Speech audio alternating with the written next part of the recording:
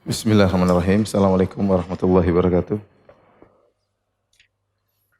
Alhamdulillahi ala ihsanih wa syukru lahu ala taufiqihi wa amtinanih wa asyhadu an la ilaha illallah wahdahu la syarika lahu ta'ziman li sya'nih wa asyhadu anna Muhammadan abduhu wa rasuluhu da'ila ridwanih. Allahumma salli alaihi wa ala alihi wa ashabihi wa ikhwani. Hadirin dan hadirat yang dirahmati Allah Subhanahu wa taala. Pada kesempatan kali ini kita akan membahas tentang surat Al-Mursalat dan dia adalah surat terakhir dari juz ke-29 dan dia adalah surat yang terakhir dari suar Al-Mufassal At-Tiwal, dari surat-surat mufassal yang terpanjang yang dimulai dari surat Qaf sampai surat Al-Mursalat. Surat Al-Mursalat adalah surat Makkiyah, ya, berdasarkan pendapat jumhur ulama, ya, dari awal sampai akhir. Surat Makkiyah, yaitu diturunkan tatkala Nabi sebelum berhijrah ke kota Madinah, ya. Dan nuansanya kalau kita lihat sama seperti surat-surat Makkiyah yang lain, yang isinya adalah pengingkaran atau bantahan terhadap orang-orang musyrikin yang mereka mengingkari adanya hari kebangkitan, mereka mengingkari adanya hari kiamat. Kecuali satu ayat, yaitu ayat ke-48 yang di mana Allah berfirman, wa idza qila lahum irka'u la yarka'un. Jika dikatakan kepada mereka rukuklah, maka mereka tidak mau rukuk. Ini sebagian salaf mengatakan ayat ini ayat madaniyah. Kenapa ayat madaniyah? Karena salat ya baru banyak dibicarakan tatkala Nabi sudah berpindah ke Madinah, ya. Kemudian juga berhadapan dengan orang-orang munafik dan yang lainnya, sehingga mereka mengatakan bahwasanya ayat ini, khusus ayat 48 ini adalah ayat madaniyah. Akan tapi hal ini dibantah oleh sebagian ulama. Sebagian ulama mengatakan tetap ayat ini juga makkiyah. Karena firman Allah, wa idza qila lahum irka'u la yarka'un, jika dikatakan kepada mereka rukuklah, mereka tidak mau rukuk. Maksudnya jika dikatakan kepada mereka masuk Islamlah kalian, mereka tidak mau masuk Islam. Karena kalau mau rukuk atau salat harus masuk Islam terlebih dahulu. Dan ini sama dengan ayat-ayat yang lain dalam surat-surat Makkiyah yang lain, seperti firman Allah Subhanahu wa taala, wa qad kanu yud'auna ila sujudi wa hum salimun. Yang dalam surat Al-Qalam, ya, Allah mengatakan dahulu mereka disuruh untuk sujud, mereka tidak mau sujud. Padahal surat Al-Qalam juga surat Makkiyah, bercerita tentang orang-orang musyrikin yang disuruh sujud, mereka tidak mau sujud. Maksudnya disuruh Islam. Maksudnya disuruh apa? Islam. Demikian juga dalam surat Al-Muddathir, tatkala penghuni surga bertanya, ma salakakum fi saqar? Bertanya kepada penghuni neraka, apa yang buat kalian masuk neraka Saqar? Qalu lam nakum minal musallin. Kami dahulu tidak apa? Salat. Maksudnya orang-orang musyrikin Arab, mereka dulu tidak beriman dan mereka tidak salat. Jadi yang benar, wallahu a'lam bishawab, surat Al-Mursalat dari awal sampai akhir seluruhnya adalah surat madaniyah. Seluruh ayatnya adalah madaniyah. Surat ini juga disebut dengan surat Al-Urf. Al-Urf karena firman Allah, wal mursalati urfa. Demi Al-Mursalat, ada yang mengartikan malaikat-malaikat, ada yang mengatakan demi angin yang diperintahkan oleh Allah, dikirim oleh Allah. Urfa. Urfa, ya, ini adalah satu kata yang tidak terdapat dalam surat-surat yang lain. Sehingga para ulama terbiasa kalau memberi nama suatu surat, mereka sebutkan awal surat atau menyebutkan satu kata yang tidak terdapat pada surat-surat yang lain. Oleh karenanya mereka menamakan surat Al-Mursalat dengan surat Al-Urf. Karena kalimat urfa ini hanya ada pada surat Al-Mursalat. Baik, kita jelaskan tentang surat Al-Mursalat. Adapun surat Al-Mursalat, di antara dalil yang menunjukkan dia adalah surat Makkiyah, sebagaimana dalam suatu hadis yang diriwayatkan oleh Bukhari dan Muslim, kata Ibnu Mas'ud, nazalat wal mursalati urfa ala Nabi sallallahu alaihi wasallam lailatal jinni wa nahnu ma'ahu nasir. Surat Al-Mursalat turun kepada Nabi sallallahu alaihi wasallam di malam Al-Jin. Apa maksudnya malam Al-Jin? Di malam suatu hari para sahabat kehilangan Nabi sallallahu alaihi wasallam. Ternyata Nabi didatangi oleh sekelompok jin, kemudian minta agar Nabi berdakwah, maka Nabi diajak pergi kepada jin-jin, kemudian Nabi menyampaikan dakwah kepada para jin-jin tersebut. Waktu itu para sahabat kehilangan Nabi. Kemana Nabi? Ternyata Nabi sedang dibawa oleh jin untuk mendakwahi apa? Para jin. Maka dikenal dengan Lailatul Jin, ya, malam kisah tentang jin. Wa nahnu ma'ahu nasir. Kami sedang berjalan bersama Nabi sallallahu alaihi wasallam hatta awaina ila gharin biminan. Lalu kami pun bersembunyi di sebuah, atau kami bernaung dalam sebuah goa di Mina. Fanazalat, maka turunlah surat itu, wal mursalati urfa. Jadi turun ketika Nabi sallallahu alaihi wasallam ke Mina bersama para sahabat bersembunyi di goa, turunlah surat Al-Mursalat. Fabaina nahnu natalaqaha minhu. Nabi begitu turunkan oleh Allah surat Al-Mursalat, Nabi langsung ajarkan kepada para sahabat. Kata Ibnu Mas'ud, tatkala kami sedang menerima surat tersebut di pengajaran dari Nabi, ditalkin oleh Nabi sallallahu alaihi wasallam, wa inna fahu la ratbun biha, dan masih saja baru segar, baru saja diturunkan oleh Allah, langsung Nabi ajarkan kepada kami. Idz wasabat hayyatun, tiba-tiba ada ular yang loncat dekat Nabi sallallahu alaihi wasallam. Fa wasabna 'alaiha linaqtulaha. Lalu kami pun loncat juga menuju ular tersebut untuk membunuh ular tersebut. Fadhahabat, maka ular tersebut pun kabur. Faqala Nabi sallallahu alaihi wasallam, kata Nabi sallallahu alaihi wasallam, wuqitum syarraha kama wuqiyat syarrakum. Kalian telah terjaga dari kejahatan, keburukan ular tersebut, dan ular tersebut juga sudah selamat dari keburukan kalian. Ya. Mau dibunuh ular tersebut tidak jadi matok para sahabat, dan para sahabat juga tidak jadi membunuh ular tersebut, karena ular tersebut pun pergi. Ini menunjukkan bahwasanya surat Al-Mursalat turun di Mekah sebelum Nabi berhijrah ke kota Madinah. Kondisinya menunjukkan Nabi sembunyi di dalam goa di Mina bersama para sahabat. Berarti surat ini turun sebelum berhijrah. Dan nuansa suratnya jelas berbicara tentang hari kiamat ya, tentang membantah orang-orang musyrikin yang mengingkari hari kiamat, karena ayat-ayat ini turun kepada Nabi untuk membantah mereka. Berbeda dengan surat Madaniyah yang biasanya isinya tentang hukum-hukum fikih dan yang lainnya, masalah keimanan. Taib. Kemudian juga surat Al-Mursalat adalah surat yang terakhir dibaca oleh Nabi dalam salat beliau sebelum beliau meninggal dunia. Ya. Surat yang dibaca oleh Nabi terakhir dalam salat jahriyah, karena Nabi ketika sakit parah akan meninggal dunia, salat jahriyah yang terakhir Nabi salatkan jadi imam adalah salat Maghrib. Adalah salat apa? Maghrib, ya. Dan tatkala itu Nabi membaca surat Wal Mursalati Urfa. Kita tahu bahwasanya surat Maghrib biasanya Nabi SAW membaca surat Qisar Al-Mufassal, membaca surat-surat yang pendek, ya. Dari surat Ad-Duha sampai terakhir. Biasanya Nabi baca surat demikian. Adapun Tiwalul Mufassal, surat-surat yang panjang, biasanya Nabi baca surat subuh. Adapun Awasitul Mufassal, surat-surat yang tengah, ya, dari surat An-Naba sampai surat wal laili idza yakhsha, itu Nabi baca di salat Isya. Begitu kebiasaan Nabi sallallahu alaihi wasallam. Saya ulangi, surat Mufassal dari surat Qaf sampai surat An-Nas disebut dengan Al-Mufassal, itu surat yang pendek-pendek. Kalau salat subuh Nabi baca dari biasanya seukuran surat Qaf sampai Al-Mursalat. Salat Isya, surat An-Naba sampai surat Wailul wal laili idza yakhsha.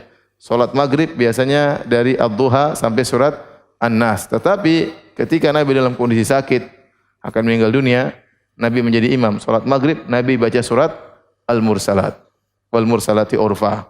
Ini bukan kebiasaan Nabi sallallahu alaihi wasallam. Nabi juga pernah salat Maghrib baca surat Al-A'raf, ya. Panjang atau tidak Al-A'raf? Panjang, ya. Kalau antum ingin menerapkan sunnah baca surat Al-A'raf, salat Maghrib kasih tahu dulu jamaah, ya. Yang mau ikut-ikut, yang mau pergi-pergi. Karena panjang sekali, Intinya Nabi baca surat Al-A'raf, surat apa? Al-Mursalat. Di surat terakhir yang Nabi baca jadi imam. Dari Quraib Maula Ibnu Abbas, dari Ibnu Abbas radhiyallahu ta'ala anhuma, Ibnu Abbas berkata, "Qara'tu surat Wal Mursalati Urfa." Aku suatu hari baca surat Al-Mursalat Al-Urfa. Fasami'atni Ummul Fadl imra'atul Abbas, maka ibuku mendengarku, yaitu Ummul Fadl, karena Ibnu Abbas punya kakak namanya Al-Fadl bin Abbas. Ibuku, istrinya bapakku, yaitu istrinya Al-Abbas, mendengar aku baca surat Al-Mursalat. Fabakat, maka beliau pun menangis. Wa qalat, kemudian beliau berkata, "Wallahi ya bunayya, laqad dzakkartani bi qira'atika hadhihi surah. Wahai putraku, sungguh kau telah membuat aku mengingat kembali tatkala kau baca surat ini. Innaha la akhiru ma sami'tu Rasulullah sallallahu alaihi wasallam yaqra'u biha fi salatil maghrib. Inilah surat yang terakhir aku dengar Nabi baca tatkala beliau salat apa? Maghrib. Surat Al-Mursalat jumlahnya 50 ayat ya. Kita bacakan isi surat tersebut. Allah berfirman, wal mursalati urfa fal asifati asfa wan nasyirati nashra fal fariqati farqa fal mulqiyati dzikra. Allah bersumpah dengan 5 rentetan ini. Wal mursalati urfa, demi yang dikirim oleh Allah urfa, fal asifati asfa ya. Asfa maksudnya yaitu yang menghancurkan ya atau yang membinasakan, wan nasyirati nashra, yang membuka atau yang melepaskan, fal fariqati farqa, yang membedakan, fal mulkiyati dzikra, yang menyampaikan zikra. Ini ayat semua. Ada 3 metode para ulama dalam menafsirkan 5 ayat ini. Sebagian ulama menganggap metode yang pertama, ini semua ayat berkaitan dengan angin. Allah bersumpah tentang angin. Jadi wal mursalati urfa fal asifati asfa wan nasyirati nashra fal fariqati farqa fal mulkiyati dzikra, semuanya tentang apa? Angin. Metode yang kedua mengatakan bahwasanya semua ayat ini tentang malaikat. Wal mursalati urfa adalah Allah bersumpah tentang malaikat. Al mursalat malaikat, fal asifat malaikat, wan nasyirat malaikat. Ya, fal fariqat malaikat, wal mulqiyat juga malaikat. Ya. Metode yang ketiga mengatakan sebagiannya untuk angin, sebagian untuk malaikat. Wal mursalati urfa fal asifati asfa, ini adalah angin. Kemudian wan nasyirati nashra fal fariqati farqa wal mulqiyati dzikra, malaikat. Dan ini pendapat yang dipilih oleh Tahrir bin Asyur rahimahullahu taala dalam kitabnya Tahrir wa Tanwir. Dan ini pendapat yang lebih kuat insyaallah taala. Allah membuka sumpahnya dengan mengatakan wal mursalat, demi yang diutus, urfa. Kalau diartikan malaikat berarti demi para malaikat yang diutus oleh Allah Subhanahu wa taala. Urfa membawa kebaikan, atau urfa membawa wahyu kepada Nabi sallallahu alaihi wasallam ya. Urfa itu suatu kebaikan demi malaikat-malaikat yang diutus membawa kebaikan-kebaikan. Kemudian fal asifati asfa, demi para malaikat-malaikat yang kemudian menggoyangkan angin begitu kencang, atau demi malaikat yang turun dengan kencang dari langit karena begitu cepat menjalankan perintah Allah Subhanahu wa taala, atau demi malaikat yang mencabut nyawa manusia. Asifa, ta'sif, yaitu mencabut dengan keras nyawa-nyawa orang-orang kafir. Ini kalau diartikan apa? Malaikat. Kalau diartikan angin, dan ini lebih kuat ya. Wal mursalati urfa, demi angin yang dilepaskan oleh Allah Subhanahu wa taala berhembus. Urfa. Urfa dalam bahasa Arab artinya adalah rambutnya kuda. Kuda itu ada rambutnya di lehernya yang indah, ya tahu ya. Jadi kuda itu ini lehernya ada apa? Ada rambutnya. Ya kalau dia sudah bergerak, itu rambut kayak apa namanya? Kayak berjalan berturut-turut. Sehingga para ulama mengatakan urfa di sini maksudnya ada rambut yang ada di pundaknya atau lehernya kuda. Maksudnya demi angin yang Allah kirimkan secara berturut-turut, angin. Jadi kalau Allah ingin membinasakan suatu kaum atau ingin menciptakan misalnya bencana alam dengan angin, maka Allah kirim dulu pelan-pelan angin tersebut berturut-turut. Setelah angin tersebut datang berturut-turut, kemudian fal asifati asfa, kemudian angin tersebut berhembus dengan begitu kencangnya ya. Sehingga memporak-porandakan yang dilewatinya. Jadi pertama pelan-pelan kemudian kencang. Dan ini karena pada ayat kedua Allah mengatakan fal asifat, dan huruf fa itu bukan untuk sumpah, yang untuk sumpah itu wa. Ini lagi bahasa Arab antum tidak paham ya. Jadi fa itu hanya untuk ataf, untuk penggandeng, bukan untuk sumpah. Sumpah itu wa, wal mursalati urfa fal asifati, sehingga fal asifati itu berkaitan dengan yang sebelumnya. Demi angin-angin yang berhembus sebagaimana berturut-turut datang sebagaimana rambutnya kuda, maka angin-angin tersebut pun menghancurkan fal asifati asfa. Kemudian firman Allah berikutnya, wan nasyirati nashra. Maka ini sumpah yang kedua, wan nasyirati nashra fal fariqati farqa. Kalau diartikan an-nasyirat adalah malaikat, maksudnya demi malaikat. An-nashr itu lawan dari toy. Toy itu menutup, an-nashr artinya membuka. Maksudnya ada yang mengatakan wan nasyirati nashra, yaitu malaikat yang mengirimkan awan, ya, atau malaikat yang membuka buku catatan amal, ya, banyak tafsiran para ulama. Kemudian fal fariqati farqa, demi malaikat yang membedakan antara hak dan batil, membedakan antara petunjuk dan kesesatan, membedakan antara kafir dan mukmin, ya. Kalau diartikan dengan angin, wan nasyirati nashra, demi angin yang membawa awan. Fal fariqat, yang membedakan setelah membawa awan tersebut, angin tersebut memecah awan-awan tersebut. Dibawa ke sini turunkan hujan, bawa sana turunkan hujan, yang ini tidak turunkan hujan. Angin tersebut yang memecah apa? Awan. Kalau diartikan dengan angin. Kemudian terakhir kata Allah, fal mulqiyati dzikra. Dan demi yang menyampaikan dzikra, fal mulqiyati dzikra. Ini agak repot karena sebagian ulama mengatakan, ijma ulama, fal mulqiyati dzikra maksudnya malaikat. Bagi ulama yang mengatakan ini rentetan sumpah maksudnya angin, bingung juga bagaimana menafsirkan ayat ini. Fal mulqiyat, yang menyampaikan dzikra. Dzikra itu pelajaran, peringatan. Angin tidak bisa menyampaikan peringatan. Yang bisa menyampaikan peringatan ada apa? Malaikat, wahyu atau Al-Qur'an dan yang lainnya. Tapi mereka juga mentakwil, kata mereka fal mulqiyati dzikra, maksudnya angin yang berhembus kemudian membuat bencana, memporak-porandakan, dan itu adalah peringatan bagi manusia agar mereka ingat kepada Allah Subhanahu wa taala. Bahwasanya apa yang menimpa kalian akibat maksiat yang kalian lakukan. Maka secara tidak langsung angin-angin yang memporak-porandakan tersebut memberi pelajaran bagi manusia. Jadi tadi saya katakan ada 3 metode, ada yang mengatakan rentetan ini semuanya adalah angin, metode kedua semuanya rentetan ini adalah malaikat, metode ketiga wal mursalati urfa fal asifati asfa, tentang angin.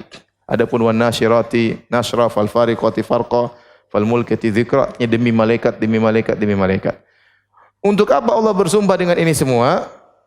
Allah ingin menekankan suatu permasalahan. Kata Allah Subhanahu wa taala, innama tu'aduna lawaqi'. Saya ulangi, masih belum. Fal mulkiyati dzikra udhran aw nudhra. Fal mulkiyati dzikra, demi para malaikat yang menyampaikan dzikra, menyampaikan wahyu, menyampaikan Al-Qur'an, atau nabi-nabi sebelumnya menyampaikan kitab-kitab mereka, wahyu-wahyu Allah, firman-firman Allah. Tujuannya apa Allah menurunkan wahyu melalui para malaikat? Udhran aw nudhra, sebagai penghilang uzur bagi manusia, bahwasanya manusia tidak punya hujah untuk membantah Allah karena Allah telah mengirimkan wahyunya melalui malaikat kepada para rasulnya. Jadi udhran, sudah tidak ada uzur lagi, ya. Seorang tidak bisa membantah Allah pada hari kiamat kelak karena wahyu telah diturunkan. Nudhra, sebagai peringatan kepada manusia agar mereka bertakwa kepada Allah Subhanahu wa taala setelah tersampaikan kepada mereka ayat-ayat Allah Subhanahu wa taala. Kemudian Allah mengatakan sumpah ini semuanya untuk menekankan satu perkara, innama tu'aduna lawaqi'. Sungguhnya apa yang dijanjikan kepada kalian pasti terjadi. Apa yang dijanjikan kepada mereka orang musyrikin Arab, bahwasanya akan ada hari kiamat, akan ada tiupan sangkakala, akan ada mereka dibangkitkan, dan mereka akan dikumpulkan di padang mahsyar. Kemudian mereka akan disidang oleh Allah Subhanahu wa taala dan mereka akan dimasukkan dalam neraka jahanam. Ini semuanya akan terjadi. Makanya Allah mengatakan inna ma tu'aduna lawaqi'. Sungguhnya ma tu'aduna lawaqi', apa yang dijanjikan kepada kalian pasti terjadi. Itu kepada orang-orang musyrikin Arab. Kapan terjadinya janji Allah tersebut? Allah sebutkan zamannya. Kata Allah, fa idzan nujumu tumisat, yaitu pada hari kiamat, jika hari kiamat tiba. Fa idzan nujumu tumisat, tatkala bintang-bintang tumisat dihapuskan. Toms dalam bahasa Arab itu kalau misalnya dalam ada sebuah buku, saking lamanya mulai tulisannya tintanya mulai hilang. Itu namanya apa? Toms. Oleh karenanya mereka menafsirkan maksud firman Allah, fa idzan nujumu tumisat, maksudnya tatkala bintang-bintang dihilangkan cahayanya. Dihilangkan cahayanya. Ya kapan? Tatkala hari kiamat. Sama dengan firman Allah, ya, idzas samaa'un fatarat wa idzan nujumun kadarat. Tatkala bintang-bintang hilang cahayanya. Ya. Dan ini terjadi pada hari kiamat kelak. Kemudian kata Allah Subhanahu wa taala, wa idzas samaa'u furijat. Dan tatkala langit-langit telah dibelah, ya, langit-langit telah dibelah. Sama hari kiamat kelak sebagaimana pernah kita jelaskan. Langit-langit pertama mengalami apa? Infitar, kemudian apa? Insyiqaq, ya, terbelah kecil kemudian terbelah besar. Kemudian setelah terbelah besar menjadi apa? Wahiyah, menjadi lemah, ya. Kemudian dilipat oleh Allah Subhanahu wa taala, dilepas dari atas kemudian dilipat oleh Allah Subhanahu wa taala.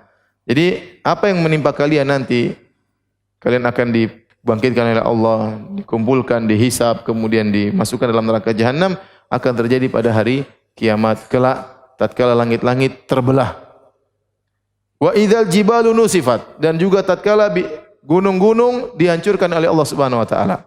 An-nasf kata para ulama maksudnya gunung-gunung yang dicabut, dicongkel dari tempatnya. Itu namanya nasf. Dicongkel dengan cepat. Dicongkel dengan cepat, dicabut dari pasaknya dengan tiba-tiba. Itulah nusifat. Dan kita tahu gunung-gunung memiliki proses pertama dicabut dengan kuat oleh Allah. Langsung cabut dengan cepat dari pangkalnya, dari pasaknya, karena gunung itu menjulang ke dalam juga. Ya, dicabut, kemudian baru diterbangkan, kemudian baru ditabrakan, kemudian hancur lebur. Ya, itu bagaimana kesudahan gunung-gunung pada hari kiamat kelak. Kata Allah, wa idzal jibalu nusifat. Artinya yaitu dicabut, kemudian tidak ada sisanya sama sekali, ya, dicabut oleh Allah, kemudian bumi diratakan oleh Allah Subhanahu wa taala. Kemudian kata Allah Subhanahu wa taala, wa idzar rusulu uqitat.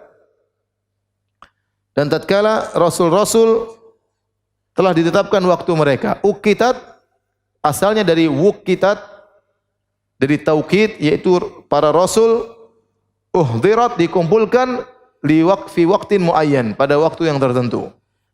Kenapa? Kapan? Yaitu tatkala pada hari kiamat. Pada hari kiamat mereka para rasul akan dikumpulkan semuanya untuk ditanya oleh Allah Subhanahu wa taala. Yauma yajma'ullahu ar-rusula fayaqulu madza ujibtum. Allah kumpulkan para rasul, Allah bertanya, apa jawaban kaum kalian kepada kalian? Allah hadapkan para rasul dengan kaumnya. Apa jawaban mereka kepada kalian wahai para rasul? Ya. Maka dihadirkan antara rasul dengan umatnya untuk disidang oleh Allah Subhanahu wa taala. Jadi inilah maksudnya wa idzar rusulu uqitat, para rasul akan dikumpulkan di waktu tertentu untuk dihadapkan dengan umatnya, dengan kaumnya, untuk disidang di antara mereka. Kata Allah, li ayyi yaumin ujjilat, sampai hari apakah ditangguhkan, ya, mengadab orang-orang kafir tersebut, ya.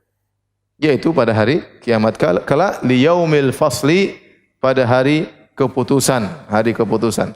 Disebut dalam hadis bahwasanya dalam sebagian riwayat, ya, idza husyira an-nasu yaumal qiyamati qamu 40 aman ala ru'usihim asy-syams syakhisatan absaruhum ila as-sama'i yantadhiruna al-fasl. Jika manusia dibangkitkan pada hari kiamat kelak, maka mereka semua akan melihat ke atas selama 40 tahun. Mereka menanti kapan datangnya Allah untuk lifasil qada, untuk mulai persidangan. Untuk mulai apa? Persidangan. Selama 40 tahun semua lihat ke atas, ya, matanya terbelalak melihat ke atas. Dan ini riwayat disebutkan, dihasankan oleh Ibnu Hajar dalam Fathul Bari. Ya. Hari di mana Allah turun kemudian menyidang manusia disebut dengan Yaumul Fasl. Hari apa? Persidangan. Hari pembeda antara hak dan batil, antara yang benar dan yang salah. Ya. Sebagaimana firman Allah Subhanahu wa taala, wa jaa rabbuka wal malaku saffan saffan. Dan datanglah Rabbmu dan malaikat bersaf-saf. Yaitu setelah manusia dibangkit pada hari kiamat menunggu. Situlah kemudian ada syafaat, di mana mereka kehausan, di mana mereka kemudian datang kepada para nabi, keringat bercucuran, semuanya dalam rangka menunggu Allah datang. Allah datang untuk memulai apa? Persidangan. Ya, persidangan tersebut namanya Yaumul Fasl, hari pembeda. Setelah itu Allah berfirman, wailu yauma idzil lil mukadzibin. Celaka pada hari tersebut para pendusta. Allah sebutkan dalam surat ini, dalam surat Al-Mursalat, wailu yauma idzil mukadzibin, celaka bagi para pendusta. Allah ulangi sampai 10 kali dalam surat ini. Ya, ini tidak kebiasaan dalam surat-surat yang lain. Allah mengatakan celaka, celaka, celaka sampai 10 kali. Kata Al-Qurtubi rahimahullahu taala, kenapa? Karena orang-orang musyrikin ini yang mereka dustakan banyak. Mereka dustakan hari kiamat, mereka dustakan hari kebangkitan, mereka dustakan nabi, mereka dustakan Al-Qur'an. Banyak yang mereka dustakan. Jadi Allah mengatakan celaka para pendusta, celaka para pendusta, celaka para pendusta. Bahwasanya Allah akan memberikan azab bagi mereka sesuai dengan kadar pendustaan mereka. Allah kalau sudah mengadab detail. Setiap dosa ada azabnya. Setiap pendustaan ada apa? Ada azabnya. Jadi 10 yang disebut oleh Allah ini, kata Imam Qurtubi, bukan untuk mengulangi penekanan, bukan, tetapi karena pendustaan mereka itu banyak yang mereka dustakan. Sehingga harus diperinci satu persatu. Wailu yauma idzil lil mukadzibin. Celaka orang-orang pada pendusta pada hari tersebut. Adapun wail, maka secara umum ada 2 pendapat apa yang dimaksud dengan wail.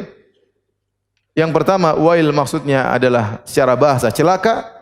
Yang kedua, wail adalah wadin bi jahannam, yaitu lembah yang ada di neraka Jahannam.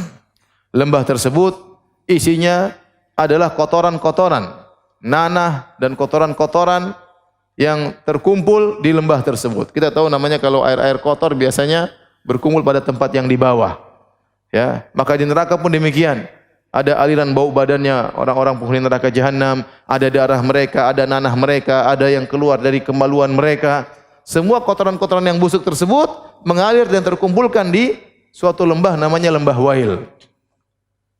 Nah, mereka itu akan disiksa di lembah tersebut. Tapi ini pendapat dan tidak ada hadis yang sahih yang menunjukkan akan hal ini, cuma ini pendapat sebagian salaf.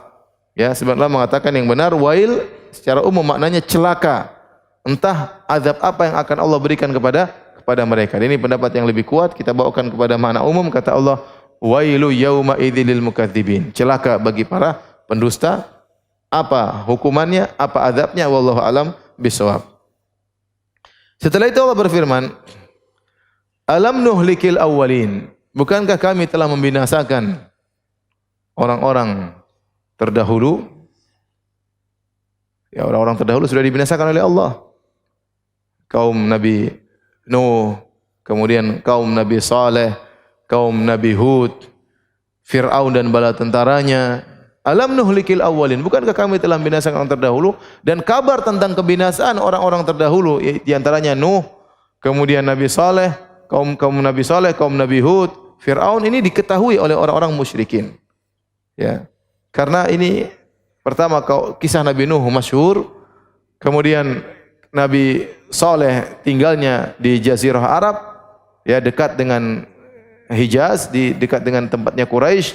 Nabi Hud juga termasuk Nabi Arab, lokasinya juga dekat dengan Hijaz, ya, daerah dekat Syam. Adapun kisah Fir'aun masyhur. Sehingga tatkala Allah mengatakan alam nuhlikil awwalin, bukankah kami telah membinasakan orang terdahulu? Wahai orang-orang kafir Quraisy, mereka tahu akan hal tersebut. Kemudian kata Allah, "Tsumma nutbi'uhumul akhirin." Kemudian kami akan juga mengikutkan orang-orang belakangan untuk dibinasakan. Hati-hati kalian. Kadzalika naf'alu bil mujrimin. Demikianlah kami lakukan terhadap orang-orang mujrim. Wahai orang-orang kafir Quraisy, kalian melakukan kezaliman, kalian melakukan ijram, kemaksiatan, kesyirikan, maka nasib kalian akan sama dengan orang-orang sebelum kalian yang dibinasakan oleh Allah Subhanahu wa taala. Allah mengatakan wailu yauma idzil mukadzibin. Celaka pada hari tersebut bagi para pendusta. Allah ulangi lagi, ya, dengan mengatakan celaka bagi orang-orang para pendusta pada hari tersebut. Setelah itu Allah masuk pada paragraf berikutnya. Alam nakhluqukum mim ma'in mahin. Sebagian ulama mengatakan, tatkala Allah mengatakan, bukankah kami telah membinasakan orang-orang terdahulu dan kami akan binasakan orang-orang belakangan, demikianlah kami lakukan terhadap orang-orang melakukan kesyirikan dan kalian melakukan kesyirikan, kalian juga akan dibinasakan. Dalam rangkaian ayat ini tersirat bahwasanya Allah bisa membangkitkan kalian pada hari kiamat kelak. Karena Allah yang menciptakan manusia, Allah yang mematikan mereka. Maka untuk menciptakan ulang mudah bagi Allah Subhanahu wa taala. Allah yang bertasarruf, Allah yang mengatur mereka. Sebagaimana Allah yang menghidupkan mereka, Allah mematikan mereka, maka mudah bagi Allah untuk melakukan tindakan berikutnya. Jadi secara logika membangkitkan manusia itu bukan perkara yang mustahil. Ini pendapat sebagian ulama. Jadi Allah tatkala menyebutkan Allah pernah menciptakan orang-orang terdahulu, Allah pernah membinasakan mereka. Ini berarti Allah mengambil tindakan. Tuhan mengambil tindakan kepada mereka, maka secara logika Tuhan bisa mengambil tindakan berikutnya, yaitu membangkitkan mereka kembali. Lantas kenapa kalian mendustakan hari kebangkitan? Dalil yang kedua yang Allah sebutkan, alam nakhluqukum mim ma'in mahin. Bukankah kami telah menciptakan kalian dari air mani yang hina? Air mani yang hina. Ya. Faja'alnahu fi qararin makin, dan kami jadikan air tersebut berada dalam rahim yang kokoh. Terjaga, air mani tersebut terjaga. Oleh karenanya Syekh Utsaimin rahimahullah mengatakan tidak boleh seorang menggugurkan kandungan kalau kandungan tersebut sudah masuk ke dalam rahim dan sudah bereaksi menjadi apa? Suatu yang melekat dalam apa? Rahim. Karena Allah menamakannya faja'alnahu fi qararin makin. Kami jadikan nutfah tersebut yang sudah bercampur bersatu dengan buaidah, dengan sel ovum, kemudian telah terjadi reaksi, kemudian menempel di rahim, maka tidak boleh dilepaskan dari tempat yang kokoh tersebut. Barang siapa yang melakukan pengguguran meskipun sebelum 4 bulan, maka dia telah berdosa. Dia telah berdosa. Kalau dia melakukan pengguguran setelah 4 bulan setelah ditiupkan ruh, maka dia seperti membunuh. Maka dia seperti apa? Membunuh. Memang dosanya berbeda, tetapi tetap tidak boleh.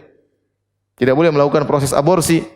Ya. Kalau sudah terjadi proses antara sperma dengan sel ovum kemudian menempel di rahim, maka tidak boleh lagi untuk digugurkan. Tidak boleh pakai obat untuk menggugurkan, tidak boleh. Apalagi kalau ruh sudah ditiupkan kepada janin tersebut. Makanya Allah mengatakan, faja'alnahu fi qararin makin, kami jadikan nutfah tersebut dalam rahim yang kokoh. Ila qadarin ma'lum, kami jadikan dalam rahim sesuai dengan waktu yang telah ditentukan, yaitu 9 bulan.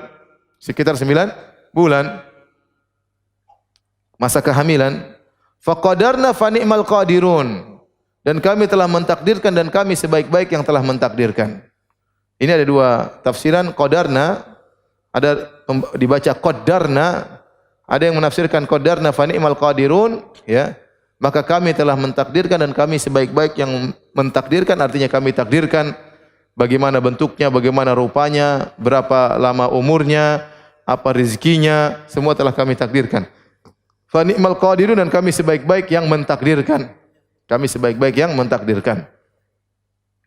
Dan sudah saya pernah sampaikan bahwasanya kalau kita mau logikakan namanya takdir, takdir itu kalau kita bicara tentang hukum manusia, ibarat seorang insinyur yang ingin melakukan sesuatu, maka dia sudah mensketsa seluruhnya, dia sudah mengatur seluruhnya. Misalnya dia bikin rumah, bangunan, dia sketsa, dia gambar, dia sudah perhitungkan bangunannya, apa yang diperlukan, bahan-bahannya. Kemudian dibangunlah bangunan tersebut sesuai dengan yang dia kehendaki, ya. Sesuai dengan dia kehendaki. Namun dia namanya insinyur di dunia, manusia pasti ada melesetnya. Maka Allah mengatakan fa ni'mal qadirun, kami yang paling terbaik dalam masalah penentuan. Maka demikian Allah sebelum menciptakan manusia, Allah sudah menentukan tentang siapa yang Allah ciptakan, bagaimana rupa mereka, bagaimana jasad mereka, bagaimana nasib mereka, berapa umur mereka, berapa rezeki mereka. Semua sudah ditentukan oleh siapa? Allah. Fa ni'mal qadirun. Kami adalah sebaik-baik yang menentukan sebelum menciptakan. Di sini Allah mengatakan fa ni'mal qadirun, al-qadirun itu lafal yang plural, jamak. Sama dengan faqadarna, kami. Dan sebagaimana sering saya sampaikan juga, kata kami dalam bahasa Arab tidak melazimkan berbilang. Namun terkadang menggunakan kata plural jamak dalam rangka pengagungan. Sama seperti saya bilang antum. Antum itu kalian bahasa Arab. Saya tidak bilang ente, ya. Saya bilang apa? Antum, ya. Ente boleh, anta boleh, antum juga boleh. Tapi kalau antum itu lebih menghormati. Bentuk penghormatan antum. Sama, saya juga bilang saya, boleh. Saya bilang kami, sama. Ini juga, padahal maksudnya cuma satu orang. Jadi dalam bahasa Arab, banyak Allah menggunakan kata kami, bukan maksudnya Allah berbilang. Ya. Makanya Abu Jahal dan teman-temannya tidak pernah memahami dalam Al-Quran kata kami berarti Tuhan berbilang. Syirik, enggak. Mereka tidak pernah memahami demikian. Hanya orang-orang sekarang aja, orang-orang Nasara yang coba mencela Islam tuh. Dalam Al-Quran juga Tuhanmu bilang kami. Berarti Tuhan memang 3. Ya. Saya bilang ente karena bahlul. Antum bahlulun. Ya. Karena antum tidak tahu bahasa Arab. Bahasa Arab itu kami bukan berarti harus berbilang. Terkadang maksudnya pengagungan. Kemudian kata Allah Subhanahu wa taala, ya. Faja'alna faqadarna fa ni'mal qadirun. Pendapat yang kedua, faqadarna ay malakna fa ni'mal malikun. Kami yang menciptakan kalian dari nutfah, faqadarna artinya kami memiliki kalian dan kami sebaik-baik pemilik. Jadi kami mau atur kalian terserah. Bukankah kami yang ciptakan kalian? Kalian dari air mani? Berarti kalian milik kami kata Allah. Nah kalau kami ingin bangkitkan lagi terserah kami. Fahtajja bil buda'ah alal imtinan. Kata Ibnu Katsir, maka Allah berdalil untuk menunjukkan mungkin terjadi kebangkitan dengan permulaan. Sebagaimana Allah memulai penciptaan, Allah bisa mengulangi lagi dan mengulangi secara ukuran barometer manusia lebih mudah mengulangi daripada menciptakan awal. Tapi bagi barometer Allah sama saja. Mengulangi, memulai sama saja bagi Allah. Ya, tapi secara logika namanya mengulangi lebih mudah daripada apa? Dari awal. Lebih mudah. Maka Allah ingin menjelaskan kalian mengingkari hari kebangkitan itu tidak benar karena kami pernah menciptakan kalian. Untuk mengulanginya lagi mudah. Jadi ini ada 2 tafsiran faqadarna fa ni'mal qadirun, artinya kami yang mentakdirkan, kami sebaik-baik yang mentakdirkan. Tafsiran kedua, kami yang memiliki kalian, kami bebas melakukan apa bagi kalian. Fa ni'mal malikun dan sebaik-baik pemilik kalian adalah kami. Kemudian Allah berdalil lagi dengan yang ketiga. Ini tadi yang pertama, yang kedua untuk adanya hari kebangkitan. Yang ketiga kata Allah, alam naj'alil arda kifata. Bukankah kami telah menjadikan bumi kifata? Kifata dari kaf. Kaf artinya menggabungkan. Makanya dalam hadis nahan Nabi sallallahu alaihi wasallam anil kaf.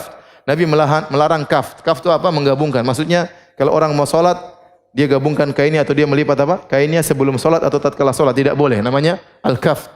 Ya, tidak boleh. Kenapa kata para ulama? Karena kalau orang sebagian mereka punya baju yang agak panjang, kalau mereka salat mereka lipat dulu seakan-akan bentuk orang yang sombong. Biarkanlah bajumu kena tanah. Biarlah bajumu ikut sujud kepada Allah Subhanahu wa taala. Laki-laki juga demikian, tidak boleh kaf asy'ar, tidak boleh mengikat apa? Rambut. Biarlah rambutmu terurai kalau mau salat. Jangan kemudian dilipat diikat, jangan. Jadi kaf dari kaf atau kaf artinya menggabungkan. Jadi alam naj'al arda kifatan, kami jadikan bumi kifatan ai tempat untuk menggabungkan kalian. Ahya'an wa amwata. Bumi ini kami jadikan sebagai tempat mengumpulkan kalian. Kalian masih hidup di atas bumi, kalian sudah mati dalam bumi. Bumi fungsinya kata Allah dalam ayat ini, alam naj'alil arda kifata, bukankah kami telah menjadikan bumi sebagai tempat mengumpul kalian, baik yang mati maupun yang masih hidup. Yang masih hidup kami kumpulkan di atas, yang sudah mati kami kumpulkan di mana? Di dalam, ya. Dan ini dalil kata para ulama bahwasanya manusia kalau meninggal harus dikubur. Karena Allah menyebutkan ayat ini dalam bentuk imtinan, dalam menyebutkan ini anugerah. Ya, bahwa ini anugerah bagi kalian namanya manusia, kalau mati harus apa? Dikubur. Bahkan Nabi waktu perang dalam perang Badar, Nabi kubur Ashabul Qalib, orang-orang yang meninggal dalam perang Badar, Nabi kuburkan, masukkan dalam sumur. Karena meskipun mereka orang kafir, mereka manusia. Tetap harus dikuburkan. Bahkan orang kafir, apalagi orang muslim. Maka hukum asal manusia harus dikuburkan kecuali darurat. Darurat contohnya misalnya meninggal di mana tempat, kalau kita mau ke sana, orang yang ke sana bisa mati juga, ya sudah. Ya. Misalnya keluar wabah, kalau kita menuju ke sana bisa terkena wabah misalnya, itu lain cerita. Ya, terkadang tidak bisa dikuburkan, terkadang dikuburkan massal, itu dalam kondisi darurat. Namun asalnya manusia dikuburkan. Oleh karenanya para ulama mengingkari apa yang dilakukan oleh orang-orang non muslim, seperti orang-orang Hindu yang membakar apa? Mayat. Ya. Membakar apa? Mayat. Cuma beda antara Hindu di sini dengan Hindu di mana? Di India. Kalau Hindu India kayaknya mayatnya cuma dibakar di pinggir Sungai Gangga. Ya. Dan itu mengerikan melihat, mayat.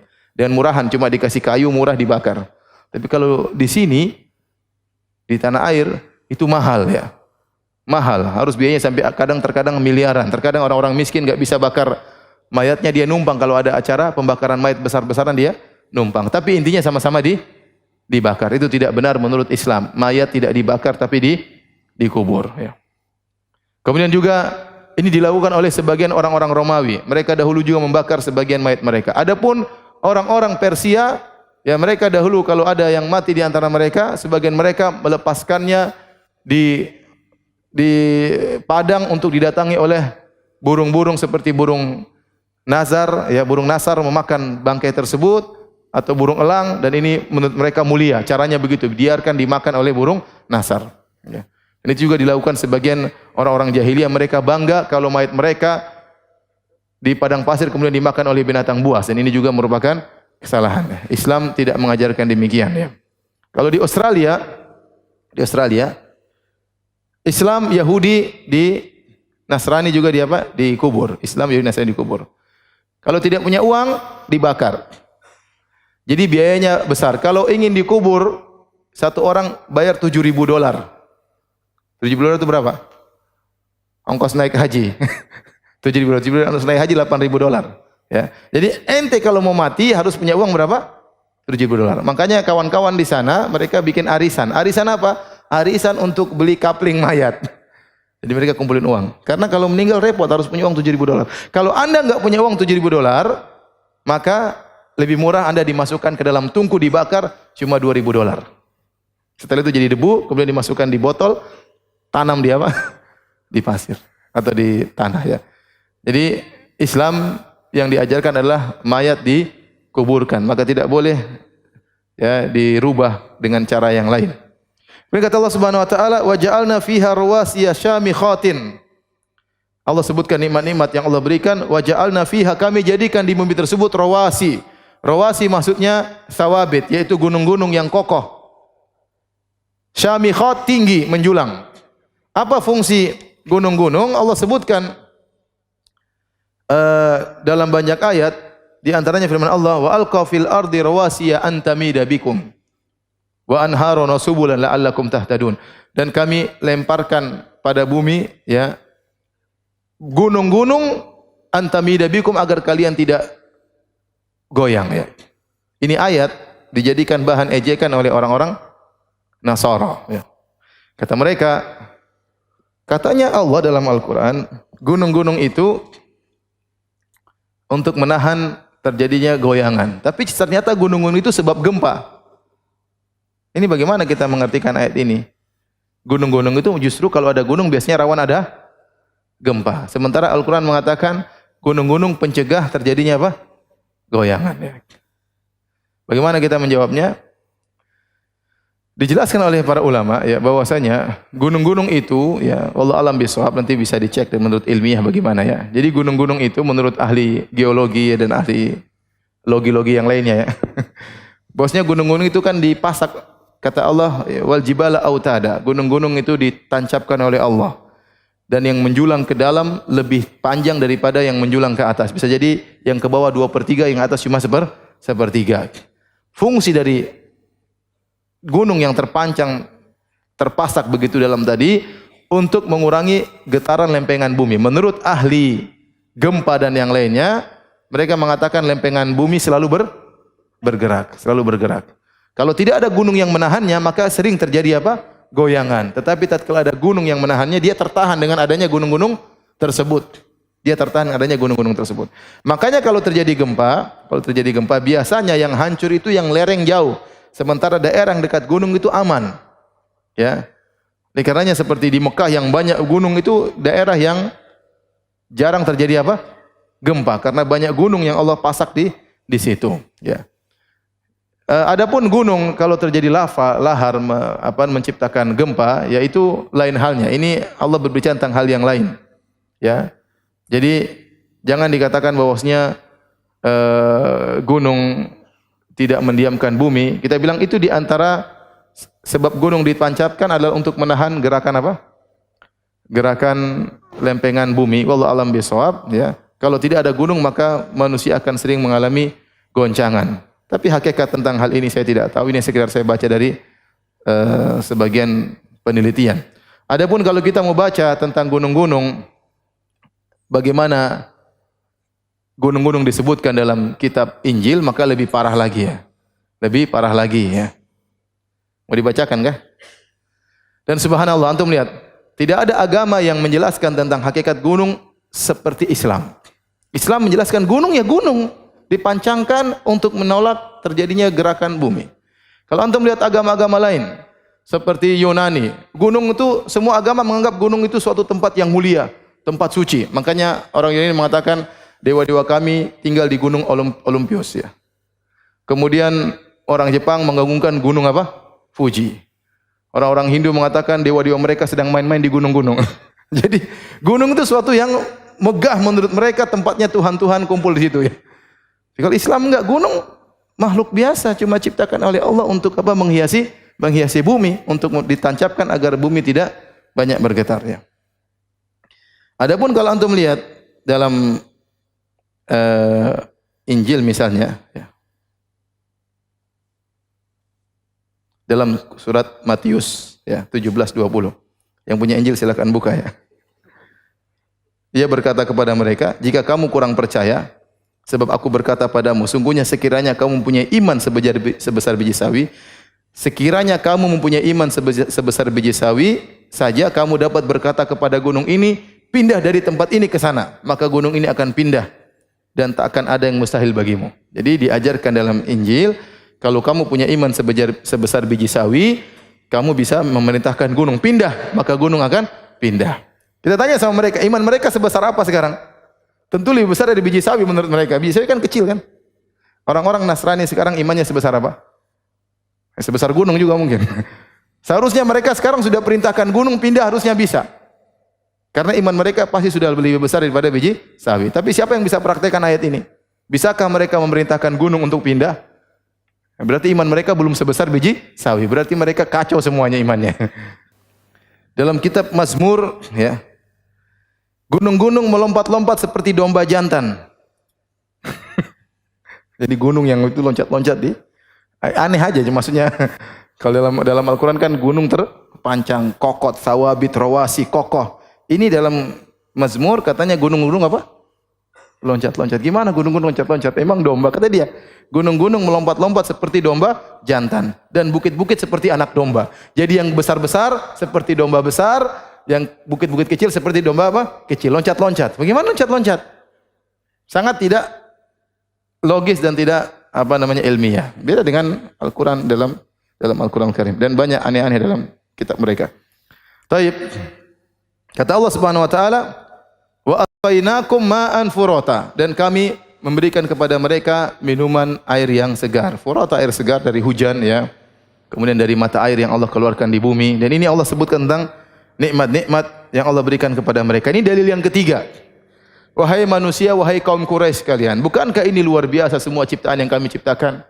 Kami ciptakan gunung, kami berikan air kepada kalian, kami jadikan bumi. Ya, kalau ini semua bisa kami lakukan, bangkitkan kalian itu sangat mudah.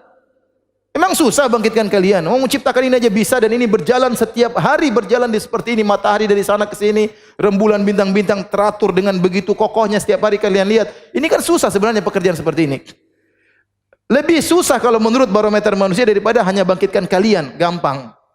Maka ini dalil ketiga oleh Allah Subhanahu wa taala untuk menjelaskan kepada mereka, Abu Jahal dan teman-temannya, bahwasanya hari kebangkitan itu sangat mungkin.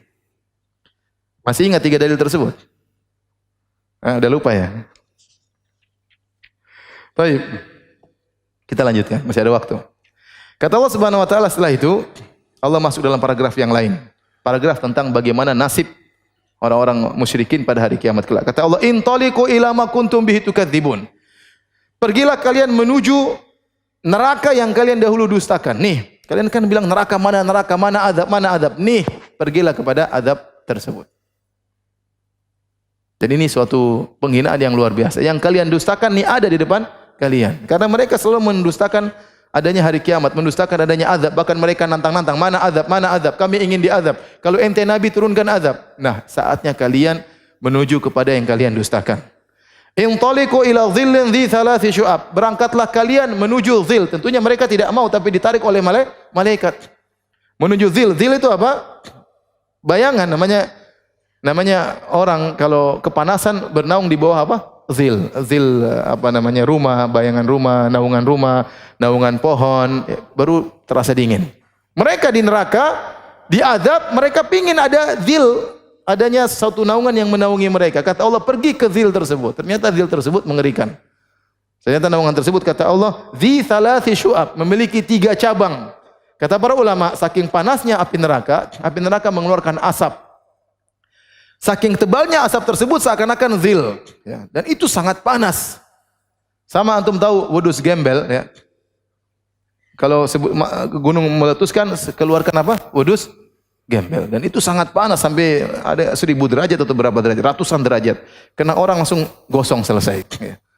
Bukan suatu awan yang kabut yang menyenangkan buat dingin atau hangat, ini langsung apa? Membakar. Ya. Jadi mereka berkeinginan mendapatkan naungan, ternyata naungan yang Allah berikan juga sangat panas. Sampai begitu panasnya menjadi 3 cabang. Ada khilaf di kalangan Quran apa maksudnya 3 cabang. Intinya zil tersebut ada yang mengatakan sebelah kanan mereka, sebelah kiri mereka, dari atas mereka, sehingga mengepung mereka dan mereka tertutup dengan asap panas tersebut, maka habislah binasalah mereka. La dhalili wa la yughni minal lahab. Yang naungan tersebut atau zil tersebut tidak ada naungan buat mereka, tidak membuat mereka sejuk dan tidak bisa melindungi mereka dari lahab, dari api neraka yang menyala-nyala. Innaha tarmi bi syararin kal qasar. Saking dahsyatnya neraka tersebut, kalau percikannya keluar, al-qasar itu istana. Jadi percikan, kalau kita kan percikan misalnya kita main gerinda, kan keluar percikan-percikan, ya. Ini percikannya bukan kecil-kecil, percikannya istana, kelepas-lepas, ngeri. Ka'annaha jimalatun sufur. Jimalat menurut tafsiran di antara salah satu pendapat, jimalat maksudnya adalah al-ibil, disebut sufur maksudnya al-ibil al-aswad. Orang-orang Arab dahulu menamakan jimalatun sufur, menamakan onta-onta yang hitam. Hanya saja kehitamannya tercampur dengan sedikit kekuning-kuningan, tapi maksudnya adalah hitam. Jadi kata para ulama yang dalil bahwasanya neraka jahanam itu warnanya, apinya bukan merah tapi hitam. Apinya apa? Hitam. Saking panasnya warnanya bukan lagi merah, bukan biru. Api kan kalau panas merah. Semakin panas jadi apa? Biru. Kalau dipanasin terus mungkin sampai entah berapa derajat jadi hitam. Saking apa? Panasnya. Itulah disebut dengan jimalatun sufur. Kemudian kata Allah Subhanahu wa taala, wailu yauma idzil mukadzibin. Celaka bagi orang-orang yang mendustakan. Setelah itu Allah Subhanahu wa taala ya menyebutkan selanjutnya, hadza yaumul la yantiqun. Ini adalah hari mereka tidak bisa berbicara.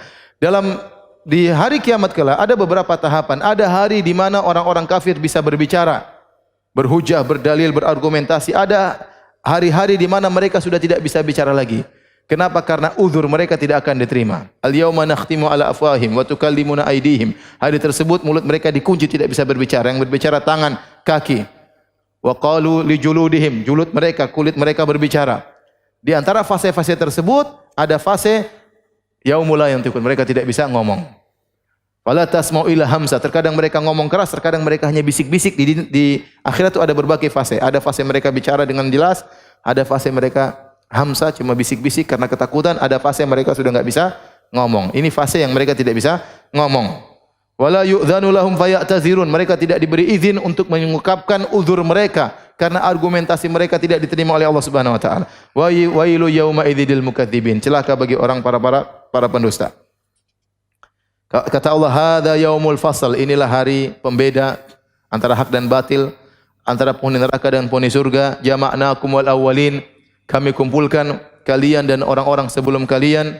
Kemudian kata Allah, fa in kana lakum kaidun fakidun. Wahai kaum musyrikin, Wahai penghuni neraka jahanam, kalau kalian punya makar, silakanlah buat makar kepadaku. Dan ini Allah seakan-akan ngejek mereka. Kata Allah, kalau kalian bisa membebaskan diri kalian, silakan cari jalan keluar dari neraka. Kata sebagian ahli tafsir, ini adalah azab nafsani, yaitu menyakitkan hati mereka. Yang enggak bisa keluar, ya Allah, gimana mau keluar, lewat mana? Neraka semua api di mana? Kata Allah, mau keluar silakan. Allah ngejek mereka, bukankah kalian di dunia selalu bikin makar kepada Rasulku Muhammad sallallahu alaihi wasallam? Kalian sesumbar, kalian sombong. Nah sekarang di neraka mau kabur, Allah bilangkan silakan kabur. Ya mau kabur kemana? Jadi ini ejekan. Selain mereka diazab jasad mereka, jiwa mereka juga diazab, disiksa oleh Allah Subhanahu wa taala. Setelah itu Allah sebutkan tentang penghuni surga. Kata Allah, innal muttaqina fi dhilali wa uyun. Sungguhnya orang-orang yang bertakwa berada di naungan-naungan. Orang-orang kafir naungannya wudus gembel, panas. Orang beriman naungannya di bawah istana, di bawah pohon-pohon yang rindang, sambil gandengan sama istri. Ya, kata Allah, hum wa azwajuhum fi dhilalin alal araiki muttaqiun. Ya, inna ashabal jannatil yauma fi syughulin fakihun. Sungguhnya penghuni surga pada hari tersebut lagi sibuk. Sibuk apa kata para ulama? Sibuk berhubungan dengan istri-istri mereka. Coba bayangkan. Jangan usah dibayangkan, sudah dengar aja. Hum wa aswajuhum, mereka dan istri-istri mereka fi dhilalin, berada di bawah naungan-naungan, di bawah naungan istana, di bawah naungan pohon-pohon yang rindang, di bawah naungan, semuanya sejuk. Alal araiki muttaqiun, sambil bertelekan di al araik, arikah yaitu tempat tidur yang sudah dihiasi. Tempat tidur yang sudah dihiasi, bukan seperti tempat tidur ente cuma apa? Enggak, ini sudah dihiasi, ada bantal-bantalnya, ada selimutnya indah-indah. Ente sibuk sama istri ente di situ. Bukan istri ente, paham? Sementara orang kafir lagi sibuk dengan apa? Di sebelah kanan asap, sebelah kiri asap, sebelah atas apa? Asap. Di thalathi syu'ab. Wudus gembel kanan kiri. Wa fawakiha mimma yashtahun, dan mereka makan buah-buahan yang mereka kehendaki. Buah apa saja langsung hadir. Ya. Tidak mengenal musim, setiap saat ada buah yang kalian kehendaki ada kalau masuk surga. Dan tidak perlu manjat, ya, karena kutufuha daniyah, dahannya rendah, tinggal petik, ya. Ya, mungkin durian insyaallah juga ada di sana, ya. Mungkin tidak ada durinya kalau di sana. Karena tidak ada, susah di sana. Itu kemarin kita waktu ke Malaysia makan durian, ada durian namanya musangking, enak sekali. Dibuka keras sampai yang buka itu tangannya darah. Saking keras dibuka cekeplek darah, tapi dalamnya enak. Ya, tapi di sana insya Allah kalau masuk surga semua buah ada dan semuanya mudah untuk apa? Dimakan. Kemudian kulu washrabu hani'an. Kata Allah, makanlah kalian, minumlah dengan penuh kesenangan, dengan santai, dengan nikmat. Ya. Kata Allah Subhanahu wa taala, bima kuntum ta'malun. Ya. Kalian makan dan senang-senang karena amal yang kalian lakukan selama di dunia. Jadi tidak mungkin orang mau surga kecuali dengan melakukan sebab. Di antara sebab mau surga adalah beramal saleh. Allah Maha Adil. Walikullin darajatun mimma amilu. Masing-masing derajatnya sesuai dengan amal yang mereka lakukan. Maka ente jangan malas-malas. Allah tidak akan samakan kita semua. Masing-masing kita beda. Ada yang baca Qur'annya banyak, ada yang baca Qur'annya sedikit. Ada yang salat malamnya banyak, ada yang tidak salat malam. Ada yang sedekahnya banyak, ada yang sedekahnya sedikit, ada yang pelit, ada yang berbakti sama orang tua luar biasa, ada yang jarang telepon orang tua, ada yang pelit sama orang tua. Allah Maha Adil. Bima kuntum ta'malun. Kita semua masuk surga dengan rahmat Allah, tetapi sebab untuk meraih rahmat Allah tersebut dengan apa?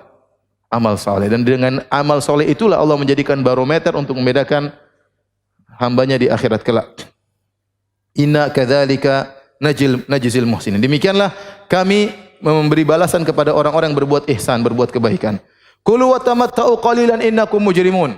Kata Allah kepada mereka orang kafir, silakan makanlah kalian, bersenang-senanglah kalian, qalilan, sebentar saja. Ente mau senang-senang berapa umur kalian ente sih? Paling 50 tahun sudah selesai, tewas habis itu. Umur ente sampai berapa? Paling banter 80, 90, 100 sih jarang-jarang. Setelah itu apa? Setelah itu tewas. Kemudian kalaupun umur sampai panjang, apa yang ente mau nikmati? Sudah tua. Mau kawin lagi sudah tidak bisa, sudah tua. Mata sudah rabun-rabun, penyakit gula tiap hari, kolesterol tinggi, ya. Makan pilih-pilih, dorong pakai. Apa yang ente mau nikmati? Cuma sebentar. Cuma sebentar. Silakan nikmati kata Allah. Kulu wa tamatta'u. Silakan makan-makan, bersenang-senang, qalilan. Tapi cuma apa? Sebentar.